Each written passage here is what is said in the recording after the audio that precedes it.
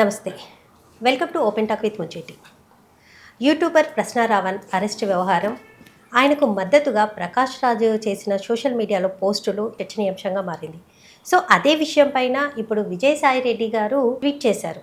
అసలు ఎవరి యూట్యూబర్ ప్రశ్న రావణ్, ఆయనకు మద్దతుగా ప్రకాష్ రాజ్ పోస్టులు ఏంటి, అసలు ఎందుకు హిందూ మతాలను కూడా ప్రేరేపించేలా ఇలాంటి వార్తలు వస్తున్నాయి అనే దాని మీద మనతో మాట్లాడేందుకు కమాండర్ చీఫ్ ఎడిటర్ రామారావు గారు ఉన్నారు. వారితో మాట్లాడదాం. సార్ నమస్కారం. నమస్తే అండి. సార్, అసలు ఏపీ రాజకీయాల్లో ఏం జరుగుతుంది? అసలు యూట్యూబర్ ప్రశ్న రావణ్ అరెస్ట్ దాని మీద అండ్ ప్రకాష్ రాజ్ ఆయనకు మద్దతుగా మాట్లాడడం, సోషల్ మీడియాలో పోస్టులు చేయడం, దాన్ని ఉద్దేశించి విజయసాయి రెడ్డి గారు కూడా ట్వీట్ చేశారు. సో ఇప్పుడు అది మళ్ళీ సోషల్ మీడియాలో చర్చనీయాంశంగా మారింది. సో దాని మీద మీ అభిప్రాయం ఏంటి సార్? అసలు ఇది ఏంటి, ఈ రచ్చ ఎక్కడి వరకు కొనసాగుతుందంటారు? రాష్ట్ర రాజకీయాలు చూస్తుంటే ఒక రకంగా చెప్పాలంటే భయం వేస్తుందండి. కారణం ఏంటంటే, మొదట ఈ ప్రశ్న రావణ్ని పవన్ కళ్యాణ్ మీద అతను ఆరోపణలు చేశాడు. సో ప్రశ్న రావణ్ వర్సెస్ పవన్ కళ్యాణ్ అనుకున్నాం. ఆయన వీడియోలు చూసిన తర్వాత అది కాస్త హిందూ మతం మీదకి వెళ్ళింది. ఆ లోపలికి వెళ్ళిన తర్వాత ఇంకొంచెం పోలీసులు లోపలికి వెళ్ళిన తర్వాత అది జాతి మీదకి వెళ్తుంది. అంటే ఒక చిన్న యూట్యూబర్ వెనక ఇంత పెద్ద కుట్ర జరుగుతుంది అనేది విజయసాయి రెడ్డి గారు ట్వీట్ చేశారు. అంత కుట్ర ఉందా? ఒక సామాన్యంగా కనిపించే ఒక చిన్న యూట్యూబర్ వెనక ఇంత పెద్ద కుట్ర ఉందన్నది భయపడాల్సిన విషయం. ఇంకోటి, ఆయన మీద దేశద్రోహి అన్న కేసు కూడా నమోదయ్యింది. అలాంటి కేసు పెట్టాల్సిన అవసరం ఏముంది అన్నది కూడా మిగతా యూట్యూబర్స్ కూడా క్వశ్చన్స్ వేస్తున్నారు. సో ఒక కేసు ముగింపు వస్తుంది అనగానే ఇంకో కేసు పెట్టడం అనేది ఇది ఎంతవరకు కరెక్ట్ అని కూడా మీరు అన్నది యూట్యూబర్స్ ఎవరైతే క్వశ్చన్ వేస్తున్నాను అన్నారో ఆ యూట్యూబర్స్ అంతా ఇప్పుడు క్వశ్చన్స్ వేయట్లా, వాళ్ళు భయపడుతున్నారు. ఎందుకంటే వాస్తవాలు బయటపడుతున్నాయి కనుక. ఆయన వెనక కుట్ర ఉంది అంటే కుట్రదారుల్లో ఆయన లీడర్లా కనిపిస్తున్నాడు అనేది ఒక రకరకాల వార్తలు బయటకు వస్తున్నాయి.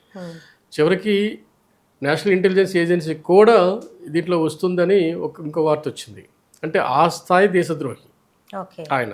అంత పెద్ద కుట్ర ఆయన ఒక చంద్రబాబు నాయుడు ఒక పవన్ కళ్యాణ్ చేసే పరిస్థితి ఉండదు. ఎందుకంటే ఒక సామాన్యుడు అతను, మరీ అతను ఏమో ప్రభుత్వాన్ని దించేంత పెద్ద కుట్రదారుడు ఏం కాదు కదా.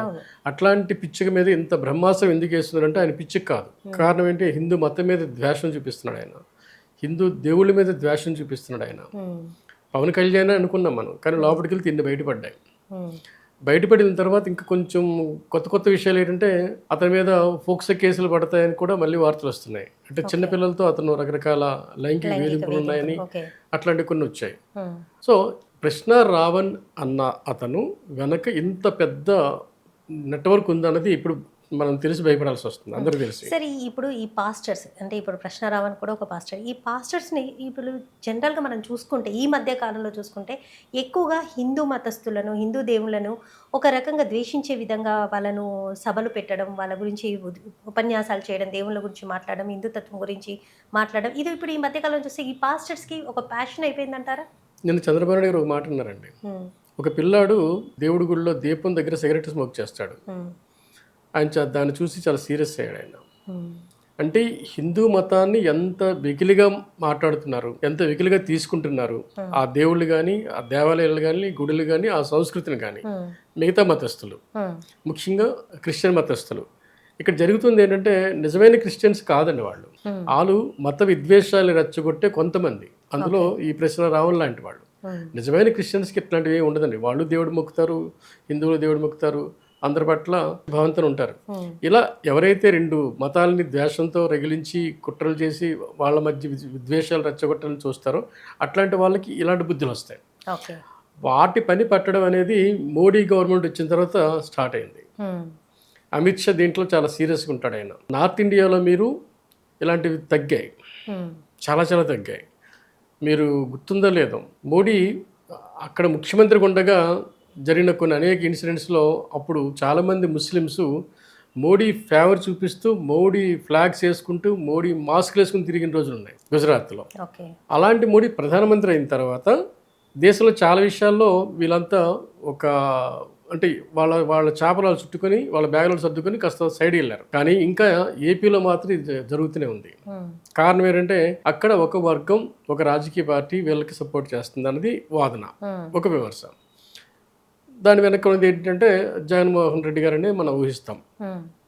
ఆయన బై రిలీజన్ క్రిస్టియన్, కానీ హిందూ ప్రధానమంత్రితో స్నేహం చేసిన తర్వాత అనుకోవాలి, లేదంటే ఓటు రాజకీయం అనుకోండి, ఆయన హిందూ దేవాలయాలు మొక్కడం కూడా తిరుపతి వెళ్ళడం లాంటిది కూడా మనం చూస్తున్నాం. కానీ ఆయన లోపల మాత్రం క్రిస్టియానిటీ ఉందన్న విషయాన్ని మనం చాలా సందర్భాల్లో కూడా బహిరంగానే బయటపడ్డాయి చూసాం కూడా చాలా విషయాల్లో. సరే, ఇది మనం పక్క నుంచితే ఆయన సపోర్ట్ ఉంది అనేది ఇండైరెక్ట్ గా మన విజయసాయి రెడ్డి ట్వీట్లో కనిపిస్తుంది. ఓకే. ఒకవేళ ఆయన సపోర్ట్ కనుక ఉంటే ఇంతగా రెచ్చిపోతారు అనేది ఇంకో పక్కన అయితే, ఇలాంటి వాళ్ళందరినీ కూడా ఆయన చేరదీస్తారనేది అధికార పక్షం ఆరోపణ.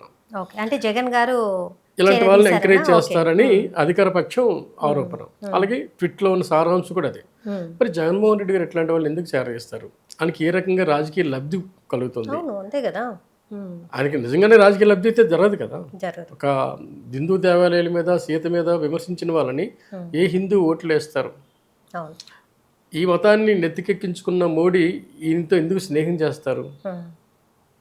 ఏమండి, హిందూ ఇంకో ఆర్ఎస్ఎస్ కావచ్చు, లేదంటే హిందూ విశ్వ పరిషత్ కావచ్చు, మిగతా హిందూ మత సంఘాలు కావచ్చు, జగన్మోహన్ రెడ్డిని ఎలా ప్రేమిస్తారు?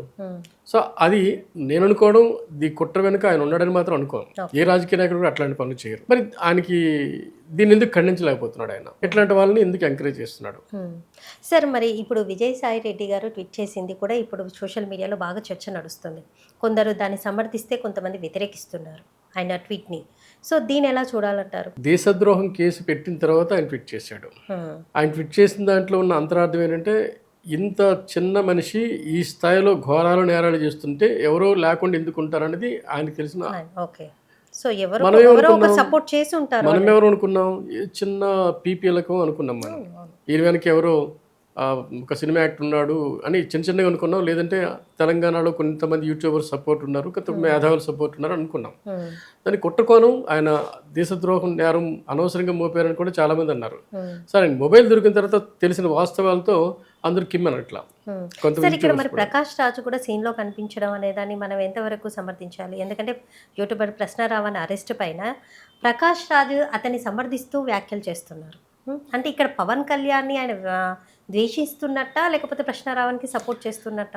మీరు ఈ ప్రశ్నారావణ్ని ఎలా ఆలోచించాలంటే మనం చర్చించాల్సిన విషయం. ఇవన్నీ మనకి రోజు పేపర్లు వస్తున్నాయండి, కొత్త విషయం ఏం కాదు. కొత్త విషయం ఏంటంటే, ఇక్కడ మీకు రాజకీయాల్లో, ఆంధ్రప్రదేశ్ రాజకీయాల్లో ఇప్పుడు సీఎంగా 2వ టర్మ్లో ఉన్నారు చంద్రబాబు నాయుడు గారు. సెకండ్ టర్మ్ ఇది. థర్డ్ టర్మ్లో ఎన్నికలు మరి 2019లో 29లో వస్తున్నాయి. 29లో వస్తున్నప్పుడు మళ్ళీ అధికారం కోసం భీకర పోరాటం నడుస్తుంది.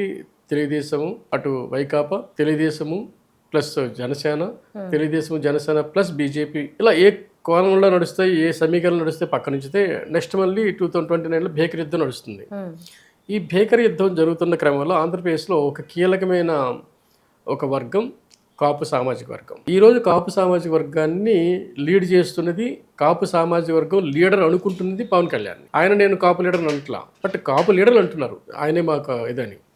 సో ఇప్పుడు మీరు ఉమ్మడి ఆంధ్రప్రదేశ్ ఉన్నప్పుడు జనరల్గానే అటు రెడ్డి సామాజిక వర్గం కావచ్చు, లేదా కమ్మ సామాజిక వర్గం కావచ్చు, ముఖ్యమంత్రులు అవ్వడం సాధారణంగా జరిగేది. ఎందుకంటే రెండు పెద్ద కమ్యూనిటీలు, అంతేకాకుండా ధనవంతమైన కమ్యూనిటీలు, అటువైపు నుంచి ఎవరైనా సరే అయ్యడానికి ఒక ఆస్కారం ఉండేది. ఎన్టీ రామారావు తర్వాత కమ్మ సామాజిక వర్గం కూడా బలంగా తయారైంది. సరే, ఎప్పుడు ఒక పోటీలో ముందుండే సామాజిక వర్గం రెడ్డి సామాజిక వర్గం. ఆంధ్ర తెలంగాణ విడిపోయిన తర్వాత ఆంధ్రాలో రెడ్డి సామాజిక వర్గం, కమ్మ సామాజిక వర్గం సెకండ్ థర్డ్కి వెళ్ళాయి. అక్కడ మేజర్ సామాజిక వర్గం కాపు అయింది. సో ఉమ్మడి ఆంధ్రప్రదేశ్లో ఎలాగో కాపు నాయకుడు ముఖ్యమంత్రి కాలేదు. మనం చిరంజీవిని అనుకున్నాము, పార్టీ పెట్టాడు, ఆయన సపోర్ట్ చేశాము. కానీ ఆయన అంతర్ధానంగా పార్టీని వేరే దేంట్లో కలిసిపోయి మళ్ళీ రాజకీయాలు విరమించుకున్నాడు. ఆయన కూడా మన కాపు లీడర్గా ఎదగలేకపోయాడు.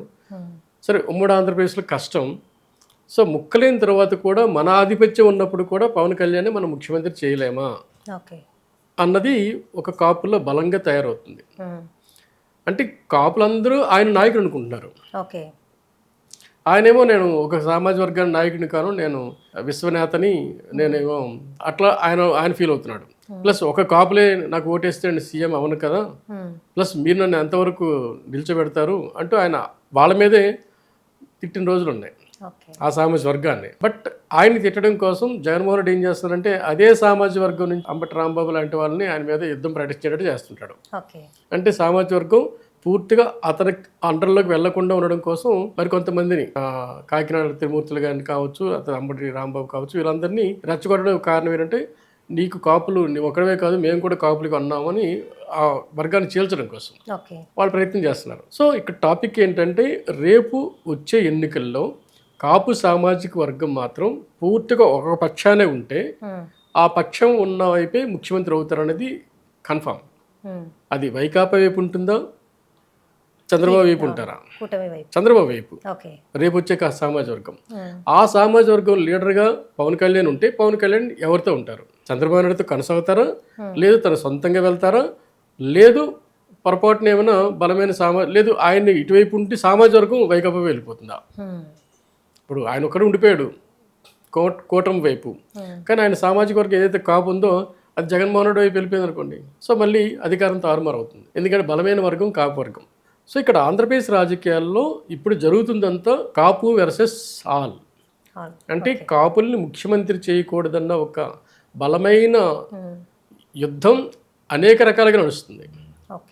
నాట్ ఓన్లీ వైకాపా, అనేక సామాజిక వర్గాలు కూడా కాపులు రాకుండా చేద్దాము అని, ముఖ్యంగా క్రిస్టియన్లో ఒక వర్గం, అంటే ఇట్లాంటి వాళ్ళు ఈ టైప్ ఆఫ్ పాస్టర్స్ ఎవరైతే పూర్తిగా మతాన్ని బేస్ చేసుకొని యేసువే ప్రభు అనుకున్న వాళ్ళు, అట్లాంటి వాళ్ళు కాకుండా క్రిస్టియన్ మతాన్ని రాజకీయాన్ని మిళితం చేసే ఒక వర్గం ఉంటుంది. ఆ వర్గం పవన్ కళ్యాణ్ మీద యుద్ధం నడుస్తుంది ఇట్లాంటి వాళ్ళని ఆయుధంగా చేసుకొని. వాళ్ళకి కొంతమంది బయట నుంచి సపోర్ట్ చేస్తున్నారు జగన్మోహన్ రెడ్డికి సహకారంగా. వీళ్ళు జగన్మోహన్ రెడ్డికి కోఆపరేట్ చేస్తున్నారా, ఆయన కోరితే కోఆపరేట్ చేస్తున్నారా, ఆయన కోరకుండానే కోఆపరేట్ చేస్తున్నారా అన్నది కాకుండా ఈయన కాకూడదు అంతే, పవన్ కళ్యాణ్ కాకూడదు, సీఎంగా కాకూడదు అన్నది ఒక వర్గం బాగా అంటే బాగా పనిచేస్తుంది. ఆంధ్రప్రదేశ్ రాజకీయాల్లో ఇప్పుడు కాపు నాయకుడు సీఎం కాకూడదు అన్నది మెయిన్ టార్గెట్. దీని వెనకే నడుస్తుంది. అంటే కాపు నాయకుడు ఎవరు? ఈ రోజు ఉన్నది పవన్ కళ్యాణ్. సో ఒకవేళ కాపులే కనుక నాయకుడు అయినా సరే పవన్ కళ్యాణ్ ముఖ్యమంత్రి కాకూడదు అన్నది వైకాపా వాళ్ళ ఉద్దేశం. అందుకు ఆయనే కాదు మేము కూడా ఉన్నారని చెప్పేసి అటు అంబటి కావచ్చు, లేదంటే తోట తిరుమూర్తులు లాంటి వాళ్ళు కావచ్చు ముందుకు వస్తున్నారు, మేము కూడా ఉన్నామని.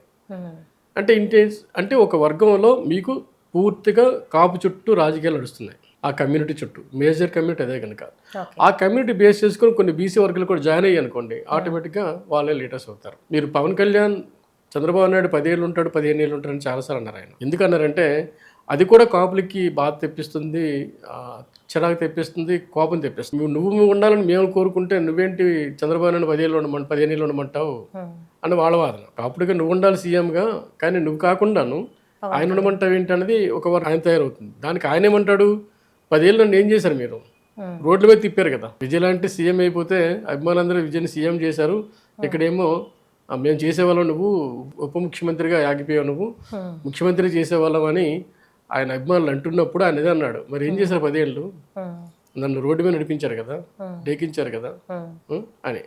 అంటే ఆయన అటు కాపుల్ని నమ్మట్లేదు, ఆయన అభిమానుల్ని నమ్మట్లేదు, వీళ్ళే నన్ను ముఖ్యమంత్రిని చేస్తారన్న నమ్మకం ఆయనకు లేదు. ఒకవేళ వీళ్ళే ముఖ్యమంత్రిని చేసినా సరే ముఖ్యమంత్రి కానన్న నమ్మకం ఆయనకు ఉంది.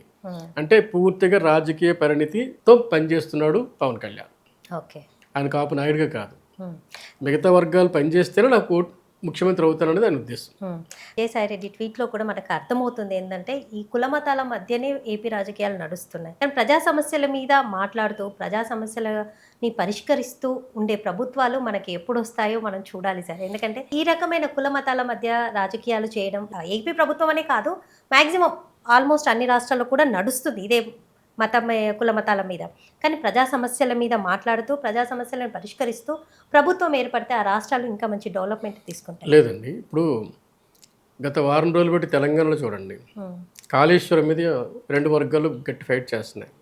అటు బీఆర్ఎస్ పనిచేస్తుంది, ఇటు కాంగ్రెస్ పనిచేస్తుంది. ఆ కాళేశ్వరం డ్యామ్ ఏం చేస్తున్నారు, ఎలా పొగలు వచ్చింది, దాని బడ్జెట్ పెంచేశారు, ఎట్లా నిరుపయోగం చేస్తున్నారు అని అనవసరంగా డబ్బులు ఖర్చు పెట్టారు, 2 లక్షలు ఖర్చు పెట్టారు అని కాళేశ్వరం మీద కాంగ్రెస్ ప్రభుత్వం అప్పుడు విపరీతంగా చేసింది. బట్ ఇప్పటికీ అది పరిష్కారం అవ్వలేదు కదా. ఇప్పటికీ అదే ఆరోపణల మీద ఉంది, బీఆర్ఎస్ని దెబ్బతీస్తుంది. అలాగే మీకు బీఆర్ఎస్ పార్టీ ఏం చేస్తుంది, గోదావరి నీళ్ళు ఇక్కడ వరకు ఎలా వచ్చాయి, కాళేశ్వరం ప్రాజెక్టు ఉన్నాయి కదా, కాళేశ్వరం ప్రాజెక్టు నువ్వు రిపేర్ చేయలేకపోతున్నావు, నువ్వు రిపేర్ చేస్తే అది బ్రహ్మాండంగా పనిచేసేది, దానివల్ల ఇన్ని పనులు చేశారు, ఎంత వ్యవసాయానికి ఉపయోగం అవుతుంది అనేది వాళ్ళ ఉద్దేశం. అంటే ఒక కాళేశ్వరం ప్రాజెక్టు మీద ఇద్దరూ ఫైట్ చేస్తున్నారు, అభివృద్ధి మీద ఫైట్ చేస్తున్నారు. అక్కడ ఎవరు గెలుస్తారు అంటే ఈ ఇద్దరు వాదుల్ని ప్రజలు ఎవరు నమ్మితే వాళ్ళు గెలుస్తారు. ఓకే. సో ఫైట్ చేస్తుంది అలా అండి. అక్కడ అవినీతి జరిగింది అనేది కాంగ్రెస్ వాదన, అభివృద్ధి జరిగింది అనేది బీఆర్ఎస్ వాదన. ఎప్పుడన్నా సరే రాజకీయ పార్టీలు అట్లా ఫైట్ చేయాలి. ఇప్పుడు ఆంధ్రప్రదేశ్లో అట్లాంటి దానికి మీకు ఒక పోలవరం ఉంది. పోలవరం మీద వైకాపా పార్టీ ఫైట్ చేయట్లా. ఎందుకు ఫైట్ చేయట్లేదు మనకి అర్థం కాదు. కాళేశ్వరం లాంటిది అక్కడ పోలవరం ప్రాజెక్ట్, అది కూడా అన్ని కోట్ల ప్రాజెక్ట్ అయ్యి, ప్లస్ అది ఒక రకంగా చెప్పాలంటే రేపు ఈ మధ్య కాలంలో అది ప్రారంభోత్సవానికి దగ్గర పడింది ఆంధ్రప్రదేశ్లో. సో అట్లాంటి ప్రాజెక్టు మీద వీళ్ళు ఎవరు వెళ్ళట్లా. మీరు ఆంధ్రప్రదేశ్కి వచ్చేటప్పటికి అసలు దౌర్భాగ్యమైన పరిస్థితి సోషల్ మీడియా అండి. ఈ సోషల్ మీడియా లింక్ ఉన్న పోరాటం అక్కడ నడుస్తుంది. జగన్మోహన్ రెడ్డి ఆల్మోస్ట్ 2 ఏళ్ళు దాటిపోయింది. చంద్రబాబు నాయుడు మళ్ళీ రెండోసారి వచ్చి ఎక్కడైనా బహిరంగ సభ పెట్టారండి? ప్రజల్ని ఒక బహిరంగ సభలో ఆయన చెప్పగలగాలి కదా, ఈయన అవినీతి ఏంటో, ఈయన అసమర్థత ఏంటో, ఇతను చేస్తున్న ఘోరాలు ఏంటో, నేరాలు ఏంటో అని చెప్పగలగాలి కదా. అంటే ప్రెస్ మీట్ల ద్వారా వచ్చేస్తున్నాయి కదా. ప్రెస్ మీట్ ఇది కారణం అండి. ప్రజల్ని ప్రెస్ మీట్, మళ్ళీ ప్రెస్ మీట్ ఎక్కడికి వెళ్తుంది? అది మళ్ళీ సోషల్ మీడియాకి వెళ్తుంది. సోషల్ మీడియాకి వెళ్తుంది. ఓకే. కానీ ప్రజల మధ్యకి వెళ్ళాలి కదా. నాయకుడు ఇంట్లో కూర్చొని ప్రెస్ మీట్ పెట్టడం ఏంటండి? సో కరెక్ట్ కాదంటారు. ఇప్పుడు ధర్నాలు లేవు, రాస్తారోకోలు లేవు, ప్రజా మీటింగులు లేవు. అంటే ఇవన్నీ కాకుండా ఇవన్నీ పక్కన వదిలేసి సోషల్ మీడియా మీద డబ్బులు ఖర్చు పెట్టి గెలవాలని చూస్తున్నారు ఇప్పుడు రాజకీయ పార్టీలు. ఇది ప్రజాస్వామ్యంలో ఒక రకంగా చెప్పాలంటే ఒక పద్ధతి కాదండి, సరైన పద్ధతి కాదు. సోషల్ మీడియా ద్వారా మనకి అంటే ఏంటి, సోషల్ మీడియా ద్వారా ఏం వెళ్తుంది? మీకు ఒక చెత్త వెళ్తుంది. ఆ చెత్త కనుక ప్రజల మెదడులోకి వెళ్ళింది అనుకోండి, అది నిజమైన నమ్మే అవకాశం ఉంది. దానివల్ల ఏం జరుగుతుంది? ఒక మంచి నాయకులు రారు. అదే మీరు కార్యదక్షతతో ముందుకు వచ్చి ప్రజల్లోకి వెళ్ళి ప్రజల్లో విషయాలు తెలుసుకుంటే, ప్రజలను ఉత్తేజపరిస్తే అది సరైన డెమోక్రసీ. ఇప్పుడు మీరన్నదే నిర్మాణాత్మకమైన పోరాటం జరగాలండి. అది ఆంధ్రప్రదేశ్లో కనుచూపే మేరలో కనిపించినట్టుగా లేదు. ఎక్కడ సార్ వీళ్ళు ఒకరి మీద ఒకరు దోషాలు ఆరోపణలు చేసుకోవడమే సరిపోతుంది కదా. ఎవరు ముఖ్యమంత్రి అవుతారు, ఎవరు ముఖ్యమంత్రి అయితే అతను ఎలా పడగొట్టాలి, అతని వైపు అతని కులం కూడా వెంట వెళ్ళకూడదు, ఇదే నడుస్తుంది అనమాట మెయిన్. అక్కడ కులమతాల మధ్యలో అక్కడ రాజకీయాలు అనేది నడుస్తుంది. దాన్ని ఇప్పుడు కొత్తగా మతం వైపు వెళ్ళారు. ఇంతవరకు కులంతో నడిచింది, జస్ట్ మతాన్ని యాడ్ చేశారు అక్కడ. Okay sir, thank you.